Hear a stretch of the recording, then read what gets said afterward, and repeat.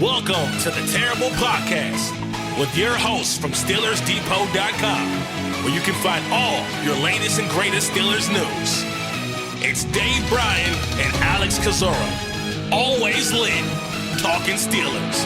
And now, here's Dave and Alex.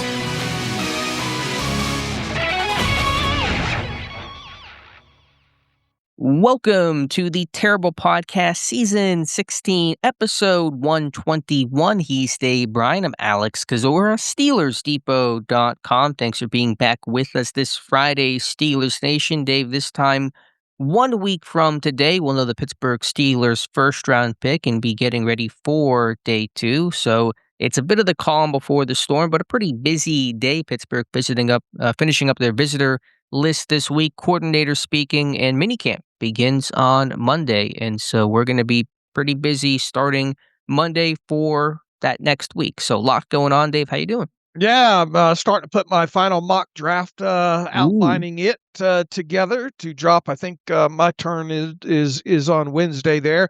And happy Friday to everybody. First and foremost, sorry this is dropping a little bit later than normal on Friday. We wanted to make sure we didn't miss anything maybe super important from the coordinators who had their press conferences earlier today. Unfortunately, Steelers.com did not stream those, and the full videos have not dropped yet. I imagine at some point on Friday afternoon, perhaps by the time most of you are listening to this, that they'll be available on the team's YouTube channel and on site as well too. And obviously we'll recap those even more than we already have up until this point on SteelersDepot.com. So we'll hit on whatever we deem is kind of insightful based on not full context, if you will, in this show. And also like to shout out all the people that watched and participated in the annual Alex Kozora live mock draft that he had on Thursday night. And Alex always does a fantastic job. We're not only trying to manage the software and take do the Steelers picks, but get feedback and interact with everybody. I think we had, what do we have? Something like 13, 14, I guess, listeners partake in that as GMs of other teams. And yeah, I thought it was well put together. I thought viewership was great on that, had a lot of great participation. I think we will now make this an annual thing. Maybe we'll put in a little bit more stricter rules going forward in this, and maybe start advertising it a little bit earlier as well too. So maybe we can have all 32 teams have GMs next year. So I wanted to make sure I shouted out the listeners for that. If you missed it on Thursday night, it is you can watch it in full on Alex's YouTube channel, and I think Alex might post that video on the site as well too. It's up on the site right now. Oh, it's up. It is up on the site right now. So if you missed it, it was a great time, and once again, it was 4 rounds. I think that was absolutely a perfect length to do, and we'll talk a little bit about that and a few other topics I think we have to go over here in this show. So really, really excited going into this final weekend here. And as you mentioned, 1 week from today, next Friday, we'll know who the Pittsburgh Steelers took in the first round. So that's exciting as well too. So where shall we start on this Spaghetti Friday? Well, thank you, Dave, for joining the festivities last night, being part of that mock draft, putting on your GM hat for the Baltimore Ravens. I think you did a great job. I think you man had one of the best drafts of anyone there. But let's start with I've got a lot of experience because a lot of guys over the years that I've wanted the Pittsburgh Steelers to draft, they have ended up being drafted by the Baltimore Ravens. So I've always felt like I might make a better Ravens GM than I might make a Steelers GM. But yeah, it was fun, and I was pretty happy with the haul that I got there. But go ahead. let's start with the reality before we talk about the virtual reality of the online mock draft last night. Pittsburgh finishing up their visitor list. We know all 30 names who came in for pre-draft visits, a very critical and crucial piece of information, especially given the new head coach and Pittsburgh only attending the one pro day in terms of Omar Khan and Mike McCarthy's travel. So we knew Drew Aller was one of the two. We talked about that on the Wednesday show. The final visitor that was revealed after our podcast was recorded was Arizona DB Treydan Stukes, a potential riser in this process, a corner safety hybrid. I think he played more corner in college, but was working out as a safety at the combine and throughout the bulk of this pre-draft process. A likely day 2 guy, but there is even some late last second buzz about him sneaking into the first round. And so Stukes, another versatile DB to Pittsburgh's list. Yeah, I think we mentioned the name of Treydan Stukes a few times, probably not as often as we probably should, but, having to cover all the position groups and, try to hit miss where we can get elongated conversations in on certain players.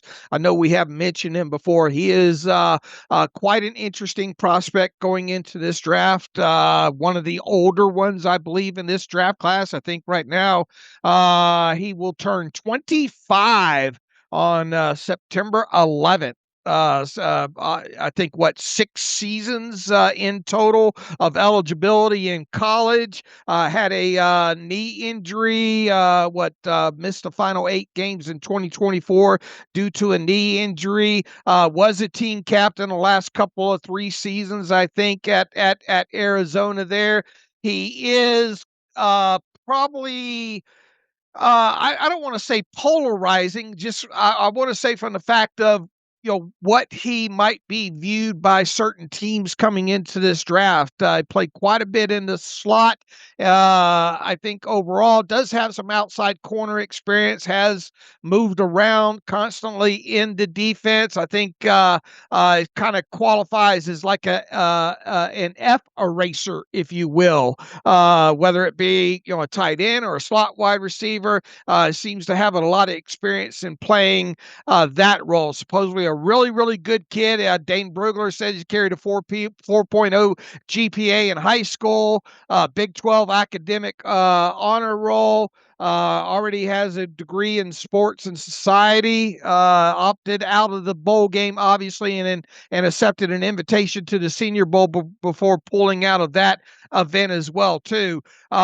The torn ACL in his right knee, it seems to obviously be over that by now. But once again, comes out as one of the older, especially defensive backs in this class. He still has quite a bit of athleticism, though. Ran a 4.33 40-yard dash at the combine. Very good, very explosive still. Vertical jump was 38 inches.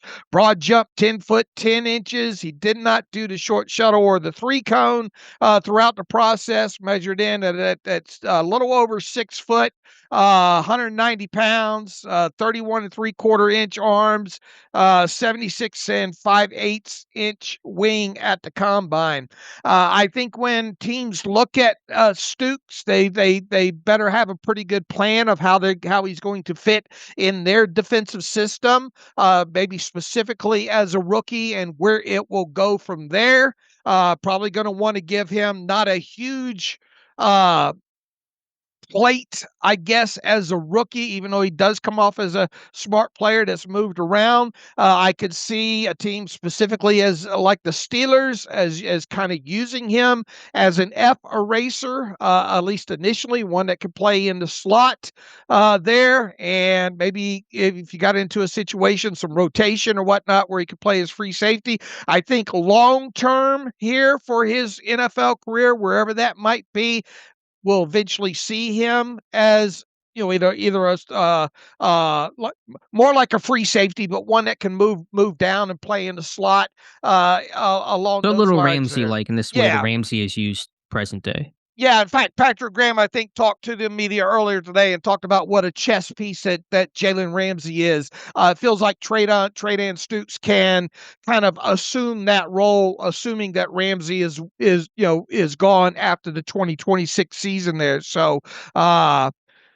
some people might flat out have him as a corner as well too. I could definitely see that happening. Bigger guy, not afraid to tackle. Probably needs to work on his angles and all, and making sure that his technique's there, because I think he's has had a few missed tackles in college there. But definitely a smart player, definitely an older player. Should be a team leader, being he was a team captain in Arizona for the last 3 seasons there. So I would be. So you mentioned that some people think he might sneak into the first round.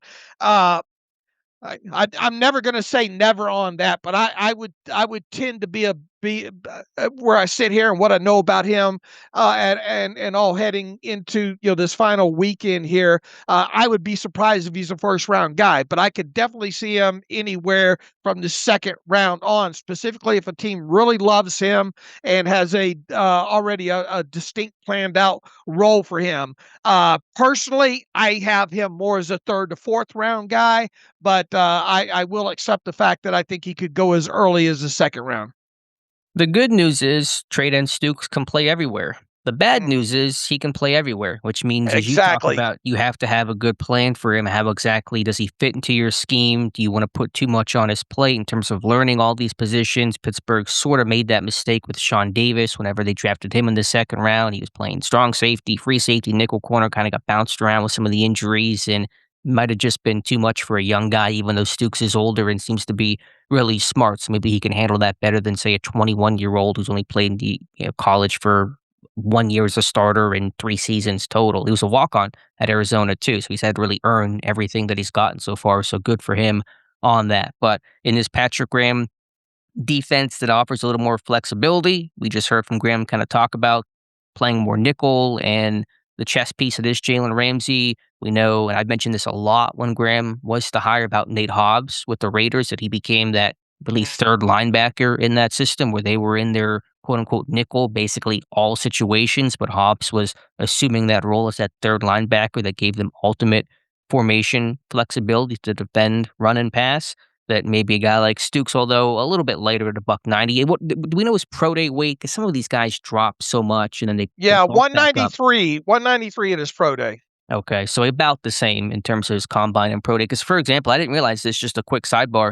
Emmanuel McNeil Warren at the combine was 203, which is pretty light for a 6'3.5" frame. At his pro day, up to 213. And so he added back weight and probably closer to his actual playing weight. He dropped weight to run a good 40 and then kind of probably got back to where he's normally at. So just one. Remember, that was Caleb Johnson last year, too. He dropped weight for the combine and then he bulked back up. It was a big, 12-pound difference there. But Stukes kind of is about 190-pound kind of a guy. So, yeah, corner, safety, hybrid, but you could see the fit in Pittsburgh's scheme. Do you agree with my sentiment that a team probably would keep his plate small and probably 1 to 2 positions, maybe at most, as a rookie, and then maybe have an elongated plan to either he's going to be a full-time slot guy or a free safety, and specifically when it comes to the Steelers, could you see them doing something like that where he's more of an F eraser initially in the slot and then transition more to a free safety, a virtual chess piece, more of what we've seen kind of Ramsey doing specifically last season? Yeah, I think it's case dependent on the person. I think you bring them in the building with maybe one position to start with, and then based on how they absorb that and retain information and handle that one position, if they get that down pat early, you may expand that role. And again, given his age and experience and seemingly good football IQ and just overall headiness, he may be able to handle more than somebody younger, just a different kind of a guy. So, will this guy start out of the gate? How would all the pieces fit? Is Ramsey going to continue to be the chess piece or just a free safety? I don't know if there'll be a role immediately for somebody like Stukes, but you'd be looking certainly 2027 beyond for him to have a big-time role. And as a rookie, he'd play to some degree, whether that's dime packages, they'd find a way to get him on the field. So it's a little hard to map it out cleanly, but he's a smart guy and experienced, and generally those guys can handle more early on. What do you make of the fact that at the combine he was grouped with the safeties? I mean, that generally is NFL evaluation of where they view him as his most likely position, but we know that there can be a lot of overlap between safety and coming down and playing in the nickel, as a guy like Ramsey and many others have shown. So you got to put the guy somewhere, and that probably is just where they decided to put him. I mean, the drills are all pretty similar, and I'm sure Right. did he go through kind of some cornerback-like drills? I'm not sure what all he did there or at his pro day, but a guy that certainly has flexibility. All right. What do you make of his age?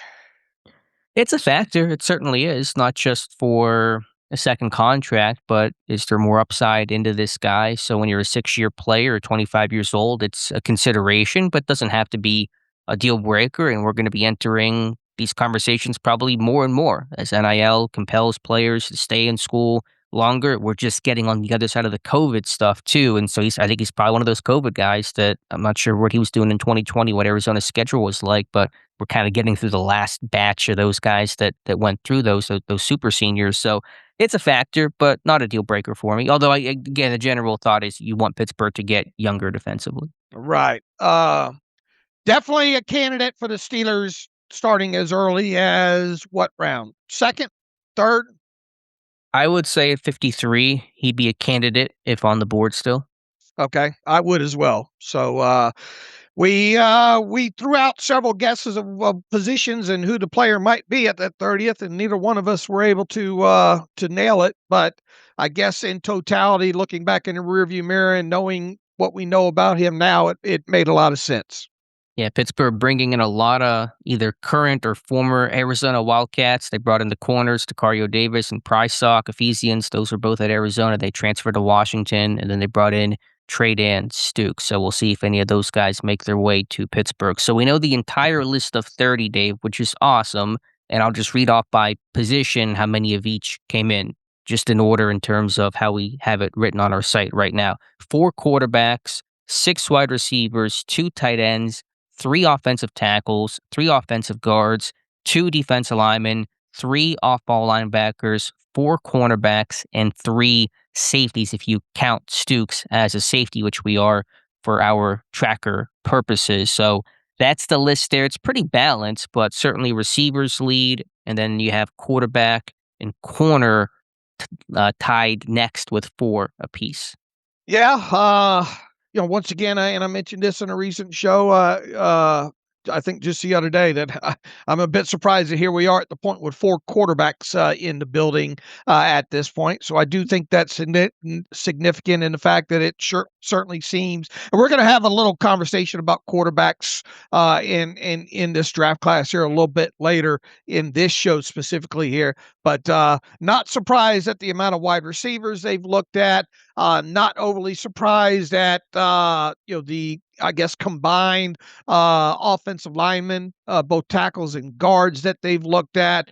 Not surprised by the low amount of defensive linemen that they brought in.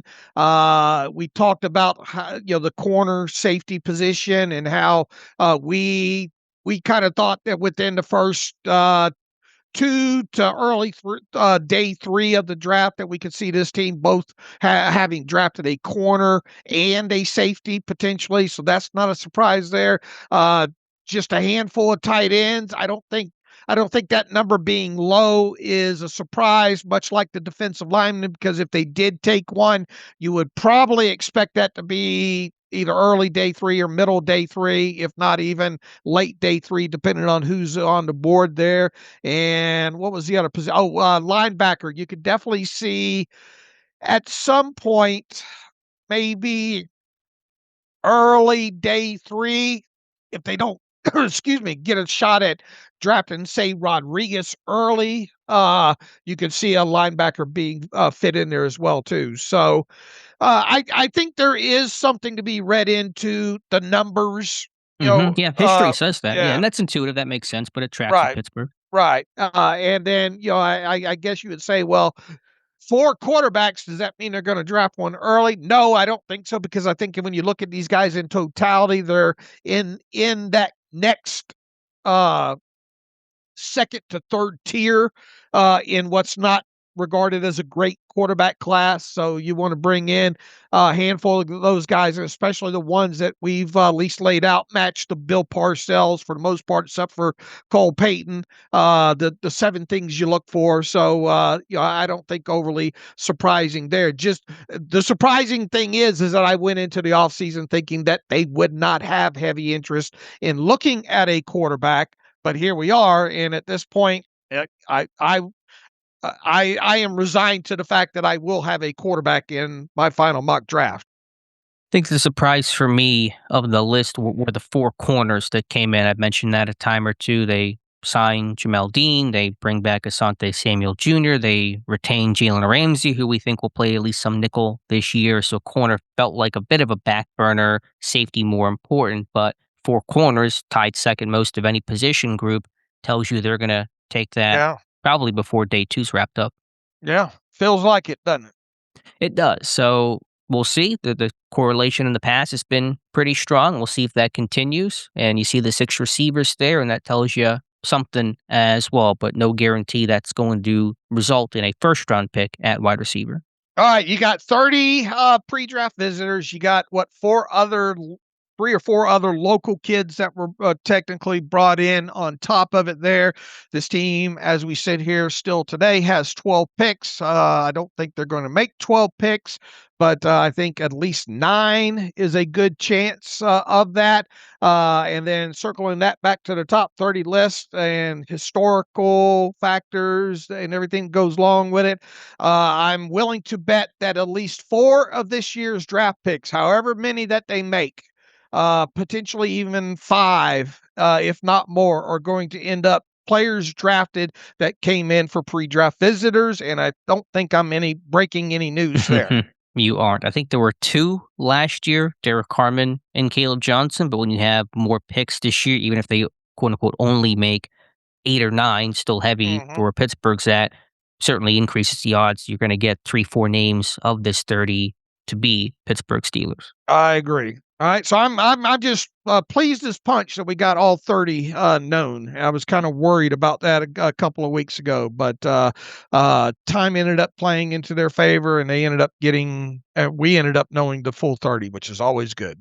Just some quick NFL news. Will Anderson, the star pass rusher for the Texans who terrorized Pittsburgh in the wildcard game, just got a 3-year, $150 million extension, $134 million guaranteed. So $50 million per year, average yearly value. We don't know all the details, but I assume that's a pretty good contract there for Anderson. Yeah, I can't wait to see the details on that, but yeah, that's one of the top edge rushers in the league now at this point, and the price keeps going up. The Steelers know firsthand the kind of player that Will Anderson is based on the playoff game last year. What a great player, and good for him, and good for the Texans at this point of the offseason of getting him knocked out and out of the way at this point. Dave, would you personally take a quarterback at any point in the draft if you're Pittsburgh? We know early round probably not going to happen, but would you take a flyer on any of these mid-round guys? I think you know the answer to that question. No, no, I would not. Same. Is that because of the class, or is that because of a broader philosophical reason? Yes. Okay. I don't look. 4 years from now, could one of these guys like Aller or Beck or Simpson, could one of them end up becoming a surprise kind of starter that wins you games in the NFL? Yes, I think that Nussmeier, even though I probably wouldn't rank him as high as most other people would. You got a guy in Will Howard, who Mike McCarthy has already gone on record saying, there's no way that he would have survived until the 6th round last year. I think you got to, assuming Aaron Rodgers comes back, what's wrong with the depth chart of Aaron Rodgers, Mason Rudolph, Will Howard, or Aaron Rodgers, Will Howard, Mason Rudolph, whatever way that ends up playing out. I think you can certainly get by in that. Very disappointed, obviously, and it's no fault of the Steelers or Will Howard that Will Howard didn't even get to take a preseason as much as a preseason snap last year. If there's one hugely negative thing about last season, on top of this team get bounced the way that they did in the playoffs, is the fact that at least us on the outside didn't get to learn about anything about Will Howard more so than just his college tape. Sure, the Steelers got to watch him in practice and all, and then on top of it, as unless it's just 100% coach speak, which there probably is some degree of that in there with the Mike McCarthy's and the Brian, Angelicos and Omar Khan's and things of that nature there. If you really are as excited as they have made it sound like they are about Will Howard, then and then know, or at least what we expect the 2027 quarterback class to be like. Although, as we've stated in the past, there have been other years where at this time we're going, well, just you wait until next year's quarterback draft class, only to be disappointed like we were this year, so to speak, based on everything we knew a year ago. But I don't know what you gain with drafting a quarterback this year, especially if Aaron Rodgers comes back, and especially if you only end up with 3 quarterbacks on your 53-man roster. And if 2 of those guys end up being essentially rookies, which would be the case if you drafted a quarterback and made him number 3 behind, let's say, Will Howard, I don't know what you really gain overall, because whatever quarterback that you end up drafting this year, more than likely, although you put the data out on this, how many times has a third quarterback with teams ended up taking some sort of meaningful snap during the season? I get all that. I just don't know where the gain is, unless you really, at your heart of hearts, don't believe that Will Howard can potentially be at least another several year backup for this team. If it's just somebody for Mike McCarthy to take through his quarterback class, I just don't see where the gain is in that. So now, if Aaron Rodgers wasn't coming back, I think you got a whole different discussion there at that point. But I just don't see the positives, especially when you could more than likely just turn around in the 2027 draft and be in the hunt for a first round quarterback at that point. So no, I would not do it.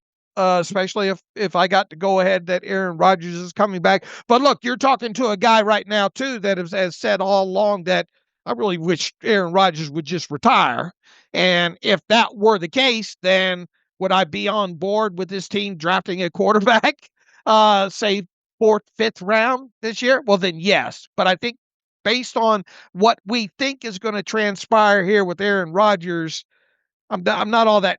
I'm not a big fan of drafting one of the 4 that they have brought in for pre-draft visits this year. Yeah, then it means you probably cut Mason Rudolph, and you have 2 quarterbacks behind Rodgers should he return that have not taken an NFL snap come week 1 in terms of regular season, even though those guys will get preseason action. So there's a downside to that. But the thought would be, well, just take some shots, get some lotto tickets, maybe you hit on a guy. It's the most important position in sports, and so you might as well try to give yourself as many options and chances to be right as possible. But I would not take a quarterback, A, because my overall philosophy is take one early or don't take one at all. Either you love the guy as a franchise guy, or what are we really doing here? And B, just no quarterback I ended up loving. If there was a super sleeper that I love, I really liked Will Howard last year. I'd be more open to it. But just watching the guys that I watch, are just nobody who really struck me and said this could be a guy. Everyone's kind of missing the boat on him. So maybe you draft one in the 7th round just to secure him, so you don't have to fight for him as UDFA. Mentioned that Wednesday's show, but generally I would pass. What is the chances that they're bringing these guys in for the sheer chance that Aaron Rodgers says, nope, I'm out of here? No, I don't think that's it, because who knows if Rodgers will even give an answer before the draft. So, and also just to disabuse one narrative that's going around ESPN is, they should draft Ty Simpson if Rodgers doesn't give you an answer. Those are 2 independent things. Whether or not Rodgers comes back or not does not mean you draft or don't draft Ty Simpson. If you love Ty Simpson, you draft Ty Simpson. If you don't like Ty Simpson, you don't draft Ty Simpson. It seems like they are not big fans of Ty Simpson and will not draft Ty Simpson. So, you don't do this because, oh my goodness, Roger says no, now we have to go get a quarterback immediately. That's how you make mistakes and end up with really bad decisions. So Simpson's a long-term play, no matter what you think of him. So I hate that narrative from ESPN. Just feels like they're running out of things to talk about. But Rodgers may not give you that answer even before the draft for you to have that knowledge before you make the picks. How surprised will you be at this point if this team does not draft a quarterback? Pretty surprised. I think the signal's there, pretty clear, 4 guys. I think the signs are pointing towards them drafting a quarterback, especially when you have those 3 third-round picks, 2 in the 4. That's kind of the spot for some of these guys, and so you have a lot of capital in those situations. They may trade up and lose some of those picks, but it feels like they're in a good position to take one of those guys.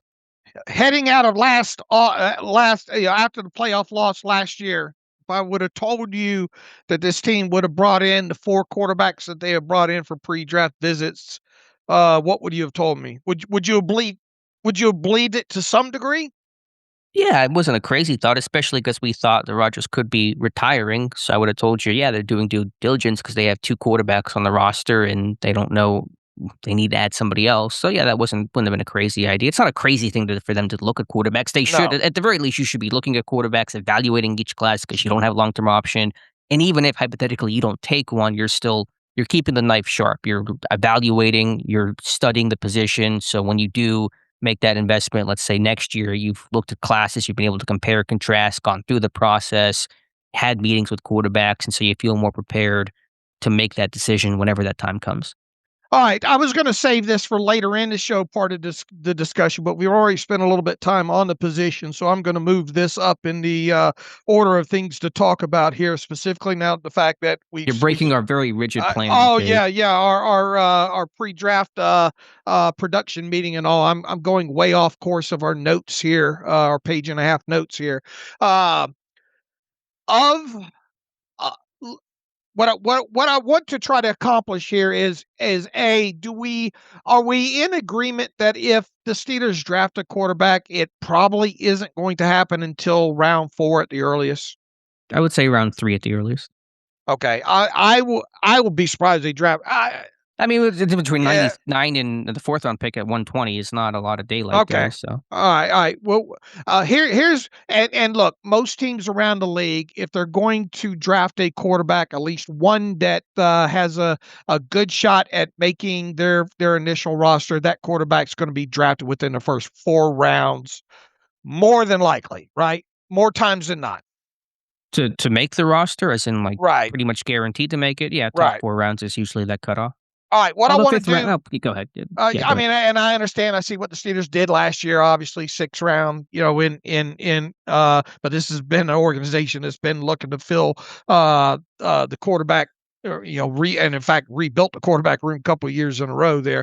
What I want to accomplish here is I want to go over the rest of the NFL teams real quick, and you tell me whether or not you believe that team will have interest in a quarterback within the first 4 rounds of the draft this year. Okay. All right. The New England Patriots. Do you think they'll have interest in drafting a quarterback within the first 4 rounds this year? No, they re-signed DeVito as the backup, released Josh Dobbs, which tells me they're comfortable with the backup quarterback situation. Obviously, Drake May is your starter.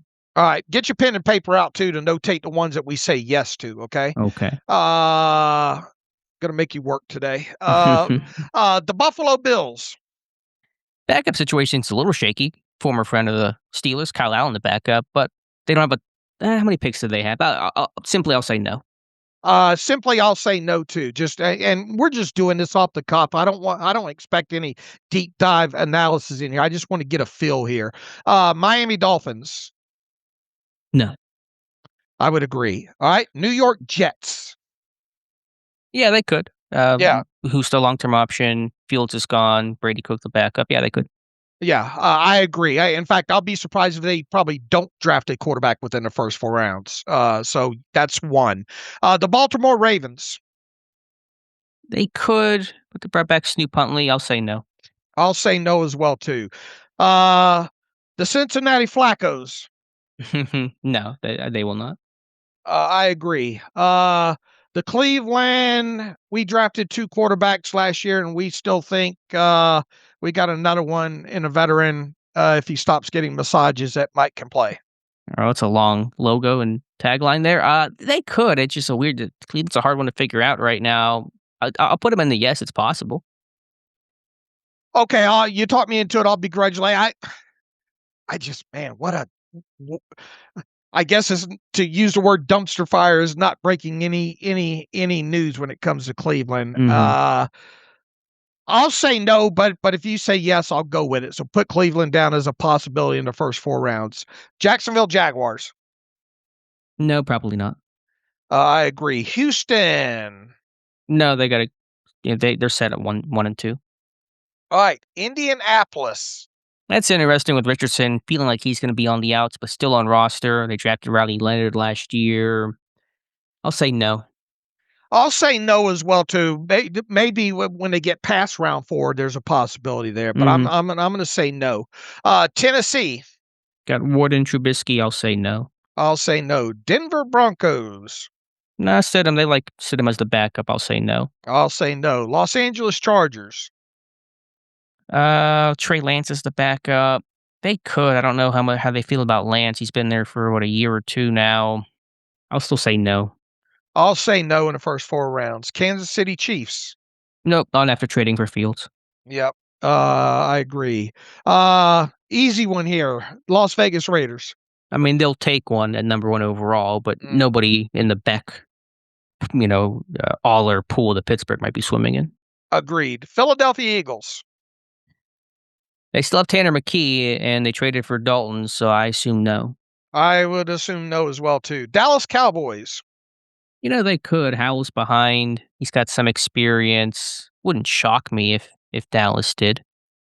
I'm going to say no. I think they're in win now mode. They got a lot Okay. of holes on defense. I just, I don't think they're going to. And plus, if you look at the picks, I think that they currently have they have no second rounder. Currently, have 2 first round. I'm going to say no. All right, we'll go with no.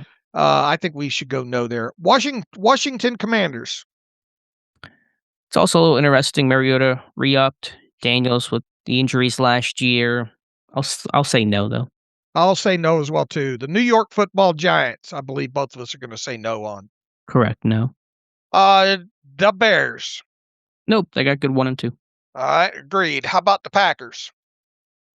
They have behind Jordan Love, Ritter, and McCord. It looks like it's pretty weak. I could see them taking a quarterback. Okay, within the first 4 rounds, then, right? I don't know all their picks, but yeah, I mean, it's not a crazy thought. All right, write them down then as a yes. How about the Minnesota Vikings? No, they got McCarthy, Wentz, Murray. They'll let them all duke it out. All right, I agree. Detroit Lions. Yeah, they could. It's just Teddy behind Goff, so yeah, I know they're in win now mode, but I'll say it's possible. All right, write them down then. How about the Carolina Panthers? With good friend Kenny Pickett behind Bryce Young, no, they probably won't take one early, maybe late, but not top 4 rounds. All right, how about the Buccaneers? Just Browning behind Baker. They could. It's pretty weak behind Baker. Okay, all right, write them down. Atlanta Falcons. No, they got Tua and Penix. They'll fight it out. All right, New Orleans Saints. Nope, they got Chuck and Rattler still, unless they trade Rattler, and they signed Zach Wilson, so no. Seattle. With Locke behind Darnold, they drafted Milroe, no. All right, Rams. There's not much behind Stafford right now, so I think certainly they very well could, Dave. I would agree with that. San Francisco. They seem fine as long as they don't trade Mac Jones. They'll be fine. Yeah, they're good. All right, in Arizona, the last team. A lot of connections on Ty Simpson for Arizona, so I say yes to the answer of top 4 rounds. All right, how many teams do we have yeses for? Not including Pittsburgh, the Jets, Browns, Packers, Lions, Buccaneers, Rams, and Arizona. So that is 7 teams, including Pittsburgh. Call it 8, so a quarter of the NFL. All right. I guess what I'm getting at here is, how many of those quarterbacks that the Steelers brought in will potentially be on the board in round 5 or at the tail of round 4? 2 or 3 of them at least? Peyton might. I mean, it's so hard to guess at. I would imagine, though, some of those names are are gone. I think Green and Peyton, you would say yes, so just call it half of the 4. And by the way, Mark Cabali had mentioned that he still thinks Garrett Nussmeier was going to try to come in for a visit, and they just couldn't get schedules to align. We'll never know, so who knows? Can't We'll put him never on the know. list, but just Yeah. want to mention that as well. All right. I guess what I'm getting at here is it feels like if the Steelers are going to draft a quarterback, to me, 4th round at the earliest feels like, because of the Why don't you quality. put it in the 3rd round though? Why is it 4th and the earliest, not 3rd Because round? I think you can wait. I don't think as many teams as even though we put yeses on, will end up doing it, and I think the supply will be greater than the demand. How surprised will you be if they draft a quarterback in the 3rd round? Fairly. I mean, I wouldn't go out bet my house on it by any means, but What percent chance that they're going to draft a quarterback in the 3rd round? the Steelers, Yes. 15. Okay, I'll go higher. I'll say, I don't know, 33, a 1 in 3 chance. If they did it, would you assume it would be the last of the 3rd round picks? I'm careful assuming those things. I probably wouldn't be the top of the 3rd round picks. It'd be 85 or 99 if I had to guess. All right. What if I told you that I knew ahead of time that they were going to be trading away one of the thirds? Well, how does that change your view on them drafting one in the 3rd? I mean, it lessens it. Just having less capital, obviously. So it would reduce those odds, sure. Okay. All right.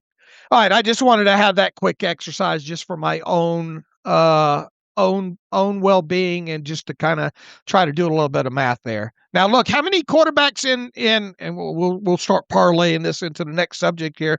How many quarterbacks you did 4 rounds with your walk the mock draft last night? How many quarterbacks went in the in those 4 rounds? No, I'm not sure. I'd I have. know Mendoza went. I know Simpson went. Right? Yeah, I don't know if any other quarterbacks did. I wasn't tracking it like that. Okay. I want to say it was just 2. I might be wrong. We'd have to look back on that. And obviously, if say the Cardinals took Ty Simpson top of the 2nd round, and that's one team that will no longer be looking for a quarterback in the 4th round. So Right. that will reduce the number naturally. Sure. All right. I just wanted to go down that road to do a little mathematics there. One last piece of NFL draft information, maybe the final piece of pre-draft information. Jordy Tyson, the Arizona State wide receiver, is working out on Friday. I think it's happening right now. He is not testing, but he is running routes and has good attendance. Somewhere of 18 to 20 plus NFL teams are there. No word on if Pittsburgh is there. Jordan Schultz tweeted out an incomplete list of teams, did not have Pittsburgh on there, but it wasn't the entire list, so I don't know if the Steelers were there or not. A couple GMs, though. The Dolphins GM, the Giants GM, John Lynch, the Niners GM, are all in attendance. So Jordan Tyson trying to show he's healthy and ready to go. All right. We no reports of Khan or McCarthy there, right? No, and I wouldn't expect them to be there. They don't typically attend those. Even Tomlin didn't attend those private workouts, but there could be scouts and upper level front office executives. All right. He's going to end up going in the 1st round. Are you expecting him to be off the board by 21? As I've said, I expect Tate to be gone. Everything else is a jump ball. I think Lemon is probably gone, but not a guarantee. And Tyson, it just is so medical dependent. I mean, obviously him working out today is a good sign, but it's just going to take that one. It's that one team philosophy. It'll take one team to love him and take him. But I really, I could call it a coin flip if he's there at 21 or not. All right. I think there's a good chance he's off the board by 21. Greater than 50%? Yes. Greater than 75%? I think getting into a little too much of a gray area there then. Right. So fair enough. But that is important. Tyson working out, and we'll try to see if any Steelers representatives are there. I think last year they were at the Benjamin Morrison Pro Day, the corner from Notre Dame. They'd sent a couple of scouts there at the least, and obviously did not end up taking him. But I assume Pittsburgh will probably send somebody out. Somebody. Is that happening in Arizona? Is that where it's happening? I assume it's happening in Arizona State on campus, but I don't know that for a fact. All right. Who would that be out there? Cheedy or Could be Cheedy, could be Kelvin Fisher, it could be, I mean, the scouts are done traveling the country, so they could send anybody. They could send Sheldon White. They could send Mark Sadowski. He's gone out west. He loves going to USC, so it could be any number of people. Could, in theory, be a receivers coach in Adam Henry, but likely a scout. All right, we'll see if any pictures surface and see if we can pick anybody out from there throughout the day here. All right, what else do we have to talk about today, Alex? Dave, the Steelers coordinator spoke to the media, OC Brian Angelico, DC Patrick Graham, and special teams coordinator Danny Crossman all talking. They're slowly dropping the full videos of the press conferences that, like you said, were not carried live. I know Angelico's is out. We've not gotten a chance to listen to the whole thing, just kind of gotten some tidbits from the beat guys who were tweeting stuff out. So nothing earth-shattering, I'm sure, from anybody, but Graham was talking about his system and running some more nickel and kind of viewing the defense as a 2-4-5, where you have 2 down linemen and 4 linebackers and 5 DBs, which Pittsburgh has been doing for, it's not anything crazy, new and radical, but thinking about the defense as more than just base and all the sub-packages and variations that come along with it. I mean, it's all good and fine to hear him talk and reverse the numbers like that, and talk about Jalen Ramsey being a chess piece. And I think he talked, Graham did, about how he's got a couple of good press corners now in Porter and Jamel Dean. But look, until we see more of what the exact personnel is going to look like, and specifically maybe what they get out of this draft class, and obviously still question marks about guys like Corey Trice Jr. and Dante Kent, and I think it's going to be. I don't know if you can. What I guess I'm getting at is those words look great and sound great coming out of his mouth, but it's hard to read too much into it at this point, not knowing what the entire personnel selections might look like. Sure. One thing Graham did say, and I think it's an interesting quote, he told reporters, quote, "When you look at my time in New England, my time with the Giants, and then over the history here with Pittsburgh, you're going to notice they have big men on the roster. That's the most important part." So when we talk about the 3-4, the big guys on the roster, people like Cam Hayward, Keanu Benton, Y.A. Black, Derek Carman, these are big human beings. That's where you find those guys right there. And so Graham talking about wanting some size for this defense, especially up front. All right. One last thing I want to get to on the quarterbacks here before we go any further here. If you look back at last year, there were 5 quarterbacks drafted within the first 4 rounds. Okay. Now, last year, obviously, but knowing what you know about last year's class, knowing what you think that you know about this year's class so far, how many quarterbacks do you think will be off the board at the end of the 4th round? I'll say 5 again. Simpson, Mendoza, Aller, Beck, and then a 5th, whether that's Peyton or Nussmeier. Really could be even 6, but I'll say 5. I'll say 4. Who are your guesses? I assume Simpson, Mendoza, and then Aller and Beck? Aller, and I think some team's going to love Nussmeier more. Okay. Yeah. Probably. And fair enough. So you think Pittsburgh will not draft Carson Beck within the top unless they draft Drew Aller? No, because I have Beck falling out of the first four rounds. Right, but you don't think they would take Beck in the first 4 rounds? No. Okay. You think it potentially would take Aller? Do you think they have Aller probably rated higher than Carson Beck? I believe so, and I don't think they'll draft him either. So I think that leaves the list. Wait, you don't think they'll draft Drew Aller? I don't think they would draft him in the first couple rounds. No. In the first 4 rounds? Right. Okay, so but you are going to put a quarterback in your mock draft? Yes. Interesting. I wonder what that's going to list. All right, I'm excited to see it. We'll talk about that next Wednesday. All right. You going to give away whether or not you're going to put one in there? You're going to make me wait. I'm going to make you wait. Make all you guys wait. Damn you to hell. Okay. Back to the coordinators. Anything else that Graham had to say? And once again, we're flying, not having full context and going off of 1-minute clips at best. Yeah, that was the big thing I've heard from Graham so far. Just wants flexibility, a little more on TJ Watt, calling him such a disciplined pass rusher and potentially moving him around and increasing versatility. Just a lot of scheme flexibility, which has been Graham's calling card. He's coached under every sort of system and scheme and run basically everything that you can run. And last year they were more zone heavy under Pete Carroll in that cover 3 system. I think Graham ideally is more man heavy, a little more blitz heavy. but once a pretty flexible roster. All right. What about Angelico?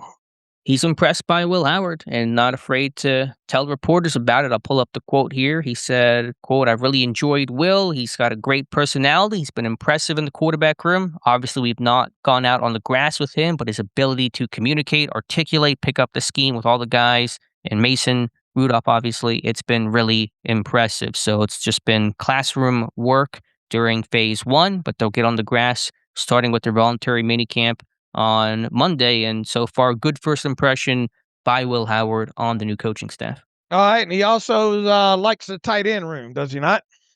Yeah, I've not seen the full quote on that. I think one of the beat guys just kind of talked about Angelico liking the strength of the tight end room, which is a part of it too. Right now, it really All is right. just Darnell Washington and Pat Freiermuth, but two quality tight ends. All right. What else did Angelico say that caught your attention? That was basically it. A lot of the boilerplate, making it quarterback friendly and doing things that support the quarterback. And if it doesn't help the quarterback, then we're not going to do it. Talked about helping McCarthy. Obviously, Angelico will not be calling the plays, but will be doing a lot of the organizing and game planning throughout the week alongside McCarthy, but certainly helping out and taking charge there when McCarthy's away in other meetings and being pulled elsewhere. So Angelico, really important piece for the Steelers offense. All right. Danny Crossman also talked for a little bit, evidently. He did, and I think the note on him was he talked about some of the returners in this draft who have good upside, and I've really been banging the table for a while. Pittsburgh needs return help. They have nothing.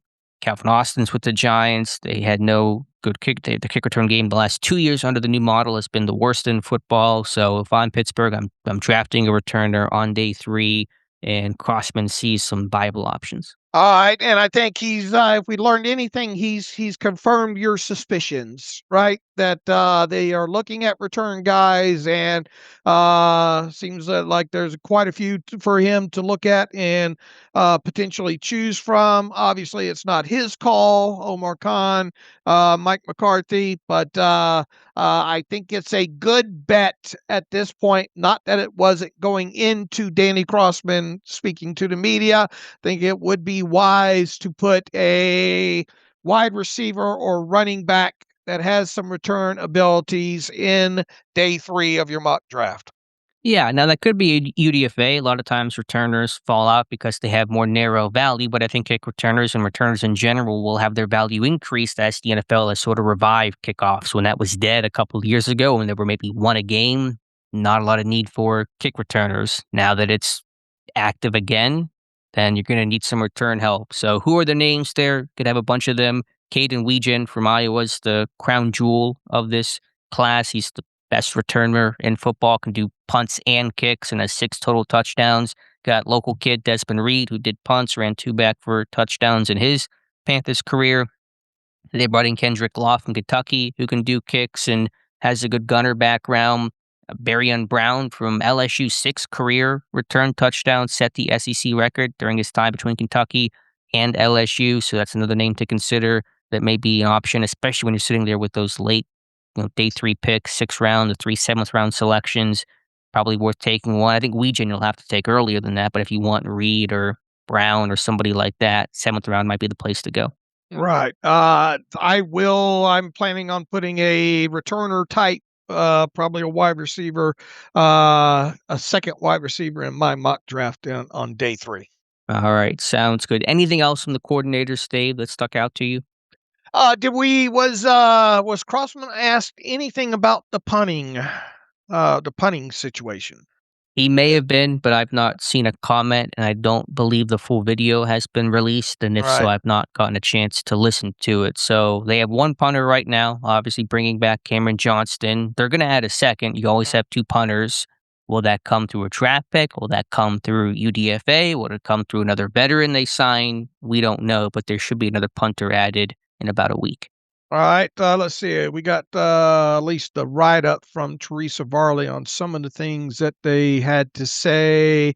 Let's see what we have on. Let's see. He was asked about Michael Pittman Jr. He says, obviously, we're excited about Pitt, just like we are talking about Angelico here. Obviously, we're excited about Pittman, just like we are with all our receivers. Oh, it does look like some of these videos are coming in, by the way.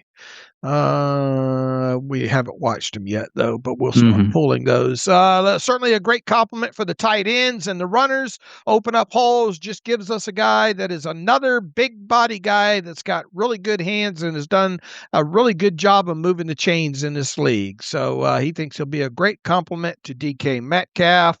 Let's see if we have, I think all we have is just Angelico so far and his quotes in his videos. So we'll get to work on that. I had a feeling that we would probably have to talk more about what some of these guys had to say on during Monday's show, but we do know now at this point too that Mike McCarthy and Omar Khan will be holding their pre-draft press conference on Monday. So we're going to have to probably delay the start of the Monday podcast to make sure, and hopefully surely that will be broadcast live, right? So we have Yes. full context of that.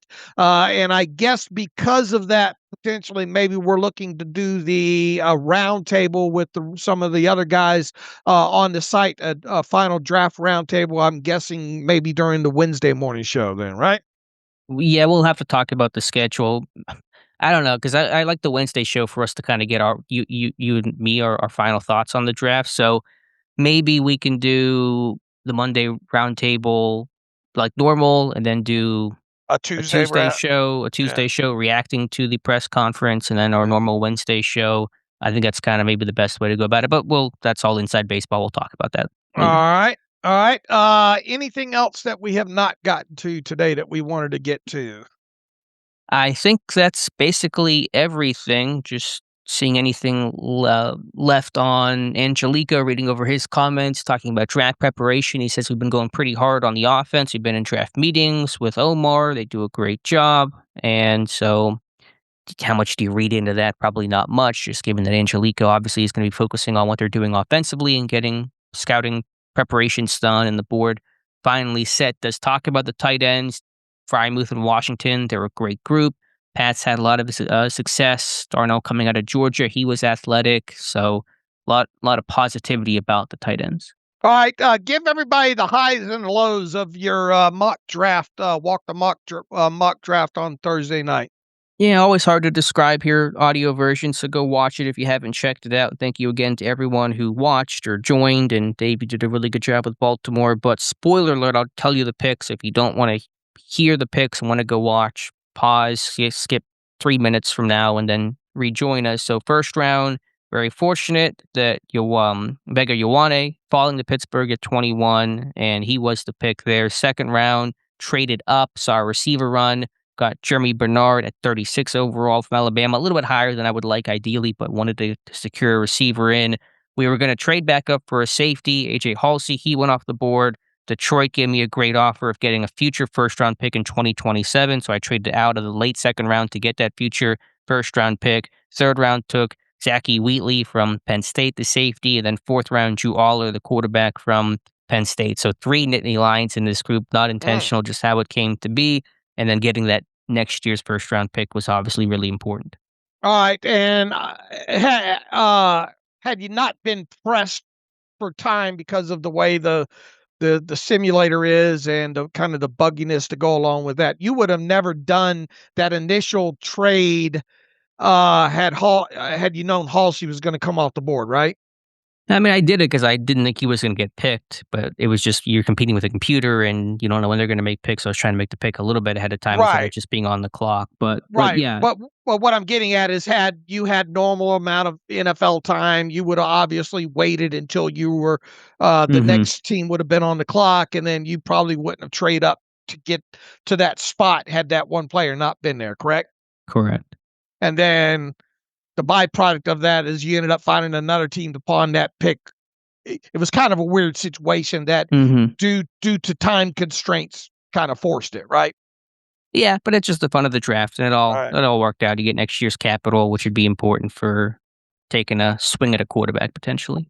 Were there any kind of global takeaways you got from that? And I know it's hard to expect those kind of things when you have, Steeler fans basically GM and other teams along with the computer handling a bunch of them. But was there any at least maybe a bit surprising takeaways from what you were able to determine after 4 rounds? Yeah, I would say that safety, there's some talent at the top, but it kind of thinned out pretty quick. We were debating between Ioane and Dylan Thieneman from Oregon at that 21 spot. And so once the safety top names were gone, it kind of dried up in a hurry. One other thought I had, and this is not really about the players, but just the reaction. You had asked this question maybe 2 weeks ago, Dave, about what would be the reaction in Pittsburgh from the actual people who were there if Vega Ioane was to pick a 21? And I said, I don't know if it's going to get a big pop because it's a lineman and it's not a skill guy. And I think I'm wrong about that because the chat was all about Ioane. They were like, love this guy, great pick.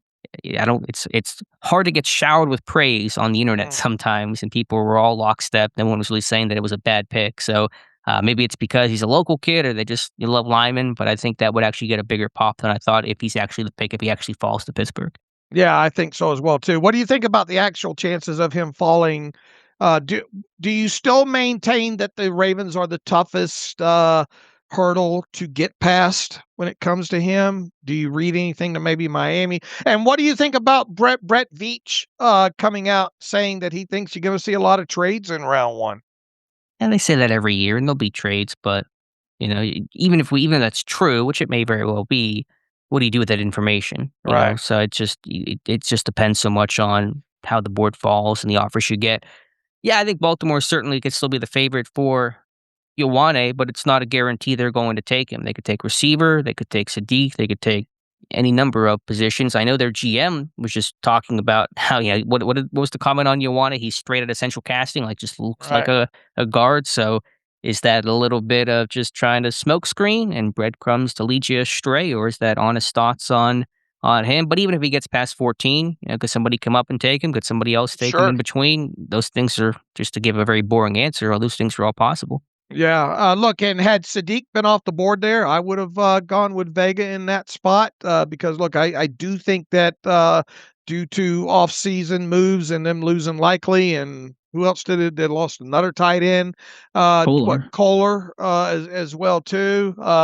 There, it would be hard, I think. If the Ravens have a shot at Sadiq, I think it would be hard for them to bypass. So that's why I went that way. Had Sadiq been off the board at that point, I would have taken Vega there without question. And I kept wanting to try to fill in the guard spot. And look, they need a center as well too. And I think in the fourth round, I had queued up the Florida center. What's his name? Jake Slaughter. Yeah, I had him queued up as my fourth round pick, and then the Chargers took him like 2 picks before I was on the board. Whenever the Chargers picked in that round, so I had reverse gears, and I end up getting the Notre Dame guard, I think, with the fourth and final pick there. So I ended up filling the guard spot after all, but I wanted to try to take a shot at a guard in say the third round, but the Rutledges and a few others had already went off the board, so I just bypassed it at that time, and I think I went the North Dakota State Bryce Lance. Yeah, Bryce Lance. And I felt comfortable with that pick because they need wide receiver help over there as well too. So a haul of Sadiq and Bryce Lance, and I got the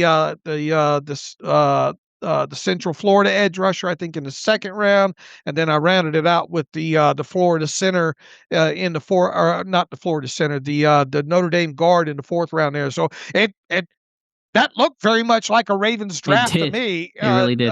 Through the first 4 rounds there. So I was pleased with that overall.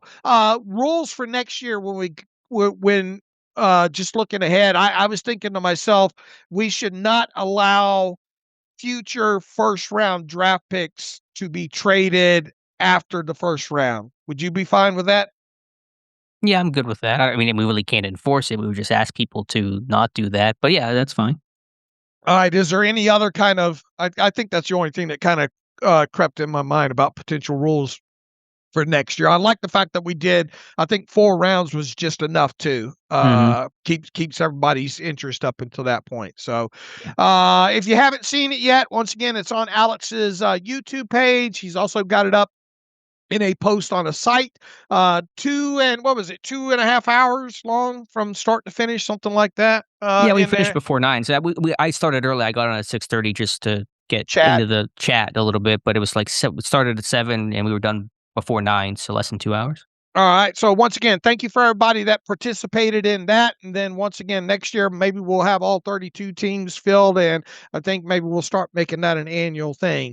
All right, Alex, let's get to a couple of emails here real quick before we close out today's show. We'll start with our buddy ODG Dortman, who I believe participated last night in that mock. He said, every mock draft I do, I take Darrell Jackson Jr. in the 3rd round with my first pick and Cole Payton in the 4th round with the first pick. I usually get a grade of D or F for those picks, and I don't care. He says, how much do draft grades and prospect grades really matter to teams? I would think an owner might have more grace with the GM on a consensus pick than a reach if the player is a bust. Thank you for everything, Steeler Dan. He says, I will not be, he says, I will not be participating in the walk in the mock, but I will be watching on YouTube. I saw him in there. I didn't know he was if he in the chat, participating. So he was in the chat. He did not participate in it. Look, GMs, owners, and all, they don't give 2 shits about outside grades, right? Owners certainly care a little more about the public perception and PR and what teams are saying about them, but outside of maybe some rare moments, it's not going to really dictate who gets taken or who doesn't get taken. And certainly none of them care about the post-draft grades that come out from outlets like ESPN and even us. Yeah, I mean, in the chance that any of these GMs are doing their own mock drafts on, say, Walk the Mock or one of these 18 other draft machines or simulators or whatnot, I don't think they care. I don't think they care too much about whether or not they get a D or an F. If you look here's one thing that I keep going back to in my head when it comes to this Steelers specifically here. They've got 3 third-round picks this year. They've got obviously first and the second. How many in the 4th? 2 pair 2. There is if there is a guy or guys in the 1st or 2nd round specifically that this team wants, they should have more than enough ammunition and not have to trade a 2nd round to do it, I don't believe, to go get guys that they want. There's plenty of draft ammunition for this team to come out of the first 2 rounds within reason. I'm not talking about trading up to number 2 or number 3, but even per se jumping ahead of the Ravens in the 1st, or jumping up to the top of the, say, 33rd overall, the first pick in the 2nd round, with the ammunition that this team has right now through the first 4 rounds with the number of picks that they have. There is no reason why they should not come out of the first, let's say, 3 rounds with 2 players that they really, really like/want. Yeah, they have the flexibility when you have all the draft picks just in total, and in the top 100, it gives you options. The only limiting factor is you assume you're not going to touch next year's draft picks, right? But you have plenty of selections this year to move up the board if you see fit. So yeah, it's a good place to be. Right. And I fully expect this team to make a trade. I don't know, in the 1st round, maybe the 2nd round, but I'm at the point now where I really expect this team to move in either round 1 or round 2, to be honest with you. Yeah, I think there's a good chance. Will they make all 3 third-round selections there? I doubt they do. I assume they're going to move one of those picks, and where and when and why, who knows, but probably not going to hold all those picks. All right, let's take another one from Antonio Solito here. Hi, Dave and Alex. It seems like the Steelers are have their eyes locked in on O-line and wide receiver for round 1. I think it's possible that they make a potential trade to go get a guy like Fano if possible. My question is, I know that the logical conclusion would be to shift Fano to guard, but isn't there another scenario where Tano could be moved to left tackle and Fano slides into his natural right tackle spot? He says, I know Alex doesn't like moving guys too much, especially with how good the right side is. But Troy was primarily a left tackle. You know what we forgot to talk about is the comment on Broderick Jones today. He says, yeah, but Troy was primarily a left tackle at Washington, and several analysts like Steve Palazzo, formerly of PFF, have stated that Fautano may have had his best footwork of any tackle they've seen since Joe Thomas. In a sense, you would theoretically have both players playing at their natural positions. Realistically, they probably won't move him, but Troy playing left tackle has always been something that's intrigued me. What do you think? He says, of course, this assumes Broderick isn't healthy enough to start the year or just isn't the guy. Love what you all do around this time of the year. Keep it up, Antonio. Thank you, Antonio. Thank you, Antonio. All right. What do you think about his thoughts on if they drafted Fano, playing him at right tackle, moving Fautano over to the left side, the plausibility of that as opposed to moving Fano to guard? And then what's the little tidbit on Broderick from this morning? Yeah, well, just quickly on Broderick, Angelico said that Broderick Jones doing a great job. He's in meetings, not sure when he'll get out there on the grass, and so it wasn't much of an update, but just good to hear some positivity on Jones as he continues to work through his neck injury and surgery. Yeah, you could do all those things. You could have a great discussion, as we had whenever they drafted Fautanu. Where's he going to play? Same with Broderick Jones. Where's he going to play? You could move Fano to left tackle. He played left tackle for a season at Utah and keep Fautanu where he's at, which is my preference. Just if Fautanu's playing well at right tackle, and you know he's playing well at right tackle, and there's good chemistry between Frazier and McCormick and Fautanu, they just don't touch it. They're playing well. Just don't move guys around. You just introduce all that new risk and unknown elements. So yeah, you could put. I mean, I think it was Brandon Thorne that said Fano could be a 5-position player. Like, he could play anything probably, but I'd rather Fano be the guy that moves as opposed to everybody else moving to accommodate him. All right. And you've been pretty firm on kind of that viewpoint, not to move as many guys as possible. So we'll obviously see what happens there. All right. Gary is from Swansea in Great Britain. He's been a listener of the podcast for many years. Just wanted to say, once again, excellent work throughout the season, and your draft coverage is by far the best in the business. Thanks for that, Gary. Thank you, Gary. He says, shout out to all the team that worked tirelessly behind the scenes. Thank you for that as well, too. And here's this question: how much notice do teams get of selected players through the draft days? Reason I ask, each year after the draft concludes, we see videos in which coaches say, congratulations, man, we're about to make you a Steeler. Is there some sort of portal system which teams have to use that notifies all leagues teams of the players selected and who is on the clock, allowing teams to make those calls? I guess what he's talking about is when, at what point does, say, in the past, Mike Tomlin, and when have they been jumping on and calling these players as opposed to, look, I would imagine until they're on the clock, they're not calling any player, and but that might change obviously later on in the draft when they're saying, hey, we're thinking about drafting, or we're thinking about signing, either drafting you or signing you to a undrafted. In other words, getting temperature of guys later in the later rounds. Do you think that they call these guys before they're actually on the clock? And look, I mean, you see the clock running as it is, and then once it comes up on TV that the pick is in, I'm sure all the other teams in the NFL already know who that pick is once the pick is in. I imagine it comes up instantly in draft rooms or whatnot.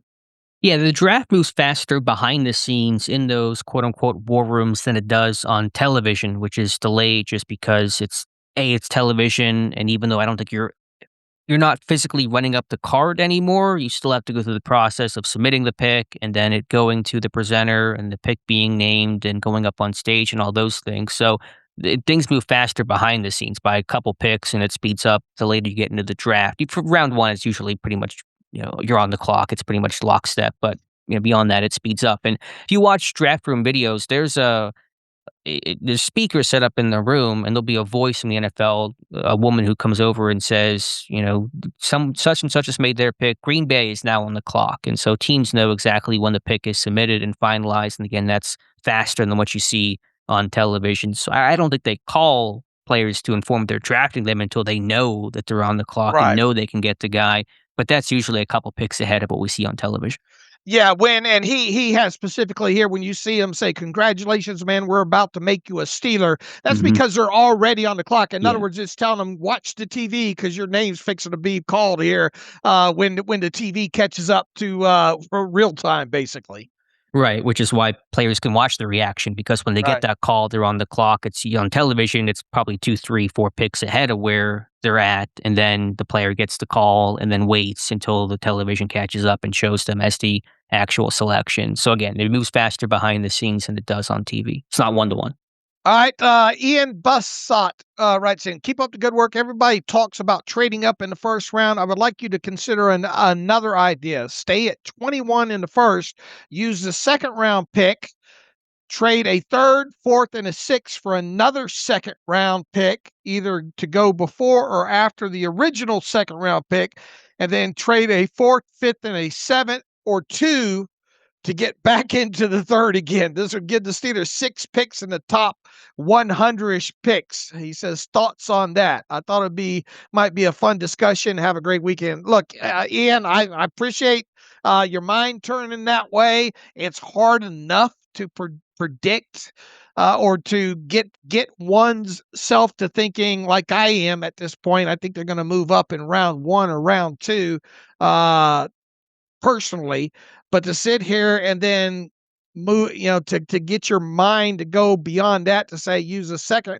I mean, I get where you're coming from. I don't think any idea is technically a crazy one when it comes to that, but I think we can also drive ourselves crazy of even going as far as the last thing that he writes here of trading, what does he say? Trade a third or fourth and a sixth for another second round pick, and then trade a fourth, fifth, and a seventh or two to get back. I mean, you could drive yourself absolutely crazy. I think the best that you're ever going to get out of us is what Alex kind of laid out the other day, and kind of what he viewed as plausible trade scenarios early in the draft. I'm not saying that nobody should think about ideas such as this. I think it's just next to impossible for us to have any education on, other than saying, yeah, I get where you're coming from, if they could do such a thing, but to actually predict something like that to happen is damn near impossible.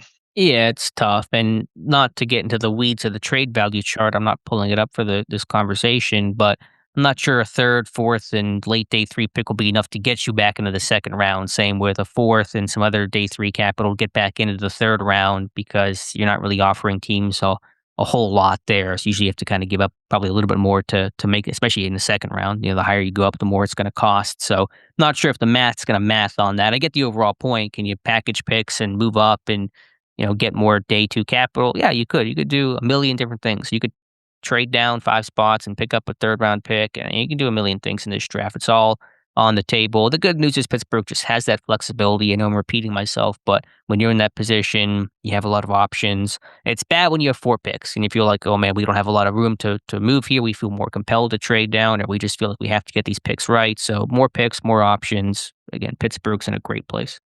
All right, our buddy Jay Guilford from Clarion will make this the final question. He says, love all the pre-draft coverage. No one does it better. I've been going back and forth in my head about a few different draft scenarios that would best fit Pittsburgh's needs, and I thought I'd get your thoughts on the following scenarios in a would you rather situation. All right, A is round 1, Vega. Round 2, Jeremy Bernard. Option B, round 1, Omar Cooper Jr. Round 2, Keelan Rutledge, the guard out of Georgia Tech. Option 3, round 1, Casey Concepcion, and round 2, Jennings Dunker, the tackle who would probably move to guard out of Iowa. He says, I absolutely love Vega, but I think I'd go with option B for overall value. If you'd rather mix and match those, then by all means. I just want to throw some guard wide receiver combos out there and get your thoughts and preferences there. Do you have a preference of A, B, or C, Alex? I think I was asked a very similar question in a mailbag maybe last week, but I'll say B with Cooper and Rutledge. I think that's best talent and need. Yeah, I think I'm biased with the fact of seeing the pre-draft visitors and all like that. But I mean, look, I am a huge Vega and Omar Cooper fan, period. Do I think that they're going to end up with Vega in round 1 and Omar? I think that would be the ideal situation if Omar Cooper fell out of the first round and they went up and got him early in the second. Would that be would that be the better of any of the options that he presented? Depends on what you're trading up to get him, but probably if you're saying you can get Ioane and Omar Cooper Jr., sure. Yeah. Yeah, I would probably go with B just slightly over A. I think the problem with C is obviously not so much KC Concepcion. It's just I'm not as I get the whole mullet thing and the attitude and the Iowa.